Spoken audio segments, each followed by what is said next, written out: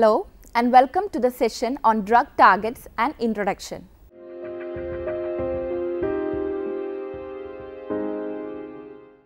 Now we can discuss on drugs and doses. Drugs may be defined as chemicals that alter physiological or biochemical processes in the body in a manner that makes them useful in the treatment, prevention or cure of diseases. Based on this definition, any useful drug must affect the body physiology or biochemistry and by extension must, if used inappropriately, possess the ability to do harm. Drug action begins with the administration of the drug or input and concludes with a biological response, which is the output, which can be beneficial or have adverse effect. The inputs, that means the dose, frequency of administration, route of administration, must be selected carefully to optimize the onset, intensity and duration of the therapeutic effects for a particular disease condition. At the same time, the inputs selected must minimize any harmful effects of drugs. The design of optimum dosing regimens requires a complete understanding of the processes and the steps that translate the input into output.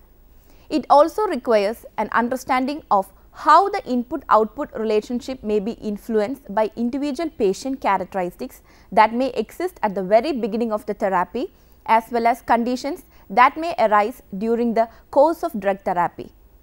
These will include the age and weight of the patient, the presence of other diseases, genetic factors, concurrent medications and changes in the disease being treated over time. The step between drug input and the emergence of the response can be broken down into two phases, pharmacokinetic and pharmacodynamics. The pharmacokinetic phase encompasses all the events between the administration of a dose and the achievement of drug concentrations throughout the body. The pharmacodynamic phase encompasses all the events between the arrival of the drug at its site of action and the onset, magnitude and duration of the biological response. The rational design of optimum dosing regimens must be based on a thorough understanding of the two phases. Optimum drug administration is important not only for ensuring good patient outcomes in clinical practice, but also in the design of clinical trials during drug development. The application of the pharmacokinetic and pharmacodynamic principles to this process has been shown to enhance the selection of optimum doses and optimum design of phase 2 clinical trials. Pharmacodynamics. Pharmaco, the word, comes from the Greek word for drug pharmakon and dynamics meaning of or relating to variation of intensity. Pharmacodynamics or PD is the study of the magnitude of drug response. In particular, it is the study of the onset, intensity and duration of drug response and how these are related to the concentration of a drug at its site of action. Drug effects at the site of action. Interaction of a drug with its receptor.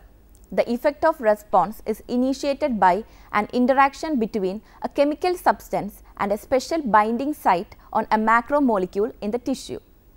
This macromolecule is known as the biological target. The term biological target is frequently used in pharmaceutical research to describe the native protein in the body whose activity is modified by a drug resulting in a specific effect which may be a desirable therapeutic effect or an unwanted adverse effect.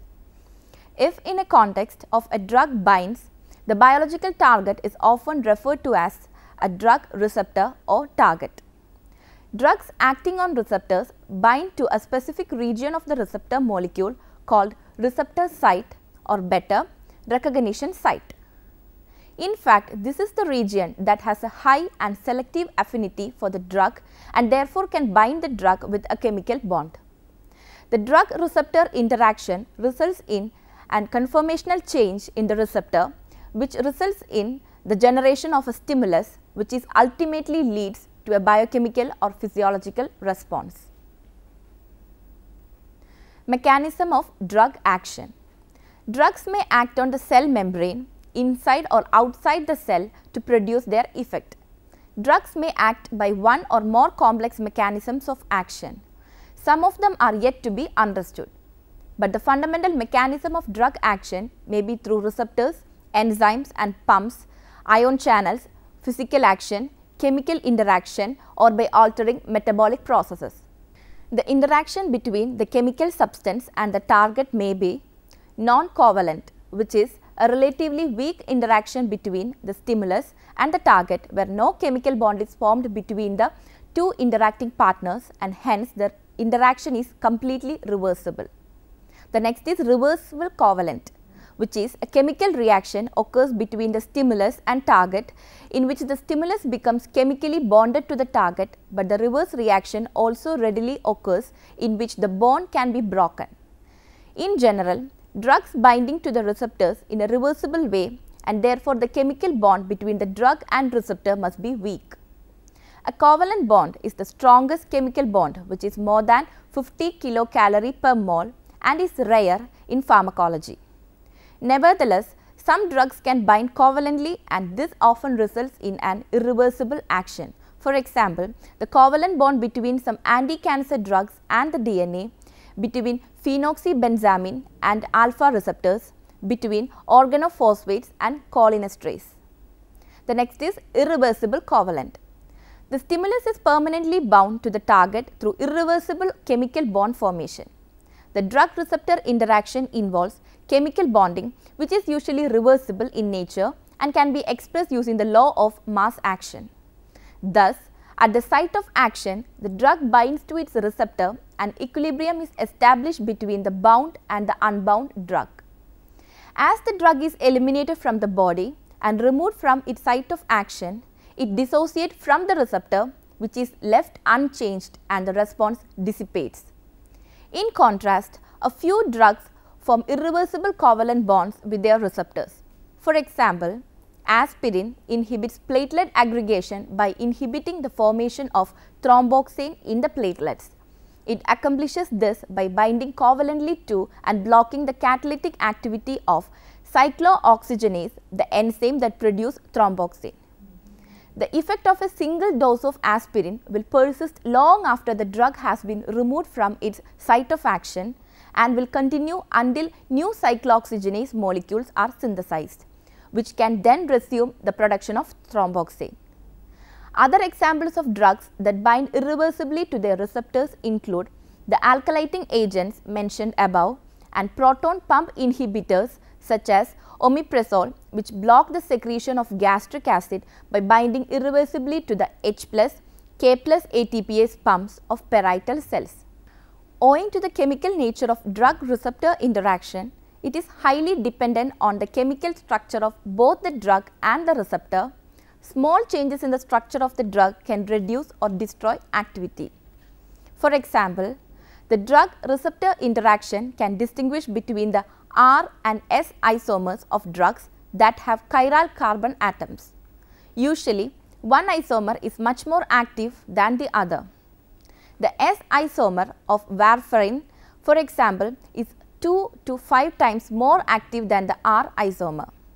The development and promotion of S-omeprazole or Nexium is based on the premise that the S isomer has higher affinity for binding site and thus offers therapeutic advantages over preparations containing racemic mixtures, which is the equal quantities of each isomer of omeprazole, such as Prilosec and its generic equivalents. Agonist, antagonist and dose-response relationship. A drug that mimics the endogenous receptor ligand to activate the receptor is referred to as an agonist. It has affinity, that means the ability of a drug to bind to a receptor, and intrinsic activity or efficacy, which is the ability of a drug to elicit a response after binding to a receptor. For example, adrenaline is an agonist at alpha and beta adrenergic receptors. Morphine is an agonist at M-opioid receptors. The typical relationship between the drug effect and the agonist concentration at the receptor site is the dose response curve or DRC shown in the figure. Note that as the concentration of the drug increases, the effect increases. At low concentrations, there is a linear relationship between the concentration and the effect. That is, the response is proportional to the concentration. At higher drug concentrations, increases in concentration bring about much smaller changes in effect. That means the law of limited returns. Eventually, at very high concentrations, the effect achieves a maximum value and then remains constant and independent of concentration. In this area of curve, increases in concentration will not result in further increases in response. This relationship is observed because response is generated by a saturable, capacity limited process. For example, the response may be limited by the number of receptors, so as the drug concentration increases, the drug can bind to the free receptors and response can increase proportionally. At higher concentrations, more and more of the receptors are occupied, so increases the drug concentration produces much less increase in the effect. Eventually, all of the receptors are occupied or saturated and a maximum effect is observed.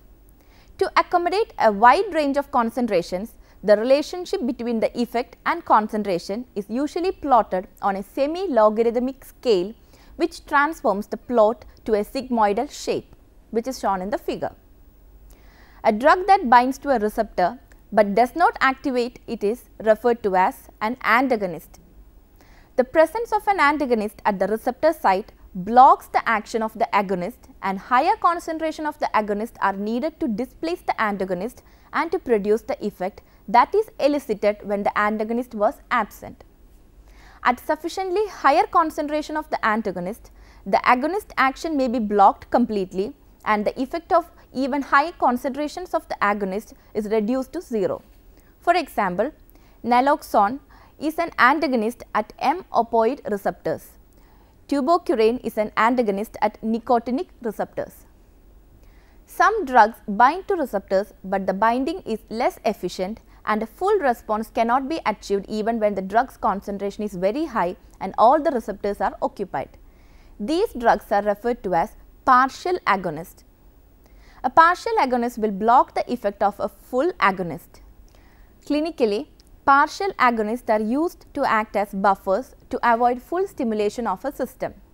Examples of partial agonists include several beta blockers including pindolol and the opioid buprenorphine. The latter is a partial agonist on the mu-opioid receptors and is considered as a safer alternate to the morphine because it does not produce as much respiratory depression. After binding to the receptors, some drugs produce actions opposite to those produced by pure agonists. They are known as inverse agonists. For example, diazepam acting on benzodiazepine receptors produces sedation, anxiolysis, muscle relaxation and control convulsions. While the inverse agonist, that means the beta carbolines, bind to the same receptors to cause arousal, anxiety, increased muscle tone and convulsions. In summary, drug action is mediated primarily by the interaction of a drug with membrane bound receptors as its site of action. This produces conformational changes in the receptor which lead to the generation of an initial signal. The signal is then relayed to the intracellular environment by means of a variety of transduction processes. The response increases with increases in drug concentration until enough receptors are occupied to generate the maximal response. The response to a specific concentration of drug is dependent on drug specific properties, for example, intrinsic efficacy, affinity, and tissue specific properties like the number of density of receptors, amplification or diminution of the initial signal during transduction. An important goal in the study of pharmacodynamics is to derive a mathematical expression for the magnitude of drug response as a function of drug concentration. E is equal to FPD C, where E is the drug effect or response, C is the drug concentration, and a pharmacodynamic function that links these two variables contains the drug specific parameters of intrinsic efficacy and affinity. E is the dependent variable because it is dependent on all the other components of the equation. The drug concentration at the site of action is independent variable. This expression would allow the effect to be estimated at any drug concentration and would allow the required concentrations for optimum response to be identified. Therapeutic index. The dose responses curves for different actions of a drug could be different. Thus, salbutamol may have one DRC for the bronchodilation and another for tachycardia. The distance between the beneficial effect DRC and unwanted effect DRC indicates the safety margin of the drug as shown in the figure. The distance between the curves A and B indicates safety margin of the drug. The greater the distance, more selective is the drug. Median lethal dose or LD 50, which is the dose which is lethal to 50% of the population.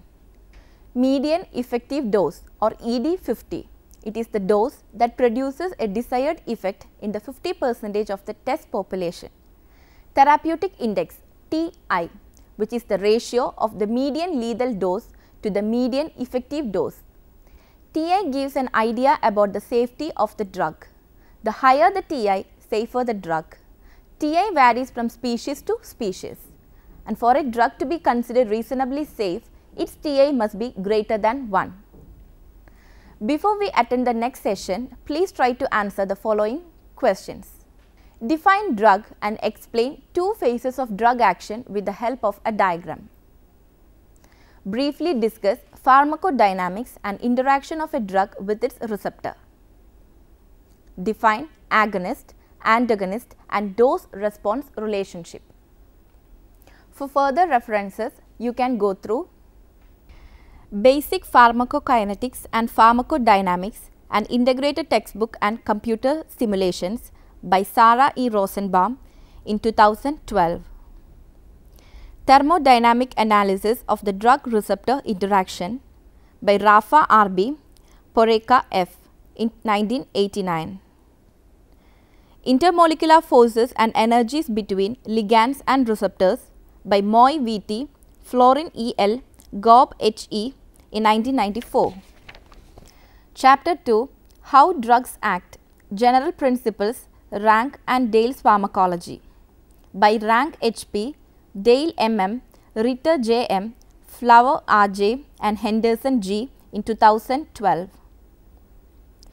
Gilman's The Pharmacological Basis of Therapeutics by Goodman L.S., Gilman A., Hardman J.G., Gilman A.G., Limbard L.E. and Goodman in 1996.